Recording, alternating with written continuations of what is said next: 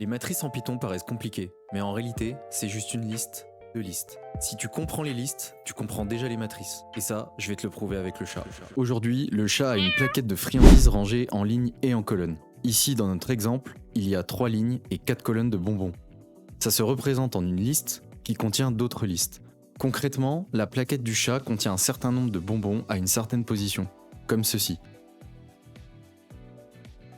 Et tout ça est stocké dans une seule variable qu'on note. Maintenant, comment accéder à une valeur ? On utilise 2 indices. Le premier correspond à la ligne, le deuxième correspond à la colonne. Donc, si le chat veut la valeur située deuxième ligne, troisième colonne, il écrit plaquette 1, 2. Important, comme toujours en Python, on commence à compter à 0. Donc, plaquette 1, ça correspond à toute la deuxième ligne. Et plaquette 1, 2, c'est donc le troisième élément de cette ligne-là.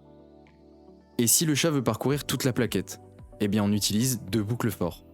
Une boucle pour les lignes et une boucle à l'intérieur pour les colonnes. On parcourt d'abord chaque ligne, puis chaque élément de cette ligne. Donc ici, si on met print de ligne i, colonne j, élément plaquette ij, et qu'on lance, on obtient ceci.